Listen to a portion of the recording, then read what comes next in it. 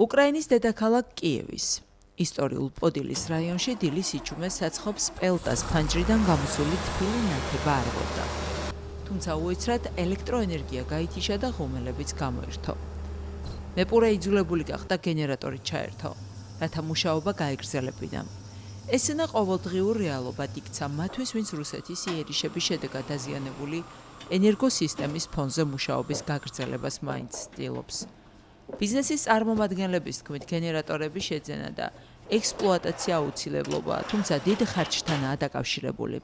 ამ პრობლემებს ემატება კადრების დეფიციტი, უსაფრთხოების რისკები, მომხმარებელთა შემცირებული რაოდენობა და გართულებული ლოგისტიკა. მცირე კაფეებსა და საოჯახო საწარმოებს განსაკუთრებით უჭირთ, რადგან მათ ნაკლები ფინანსური რესურსი აქვთ. ჩვენი მთავარი მიზანია სტუმრებისთვის, უკრაინელებისთვის მართლაც მაღალი ხარისხის პროდუქტის შექმნა და ამავე დროს დიდი რაოდენობით სამუშაო ადგილის უზრუნველყოფა.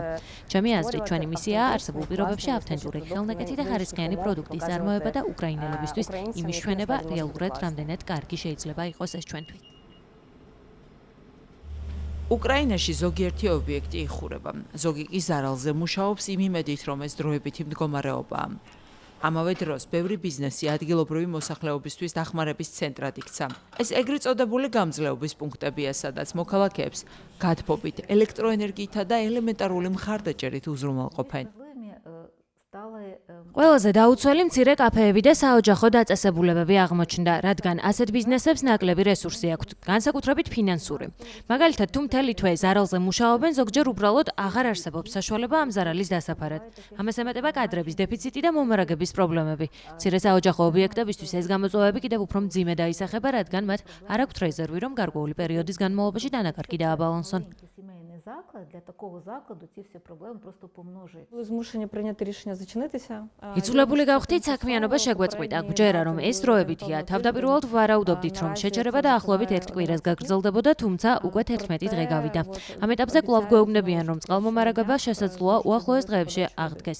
სამწუხაროდ დეკემბერსა და იანვარში ბიზნესს დიდი ზარალი ჰქონდა. ამ დანაკარგის დაფარვას სხვა შემოსავლებით ვცდილობთ.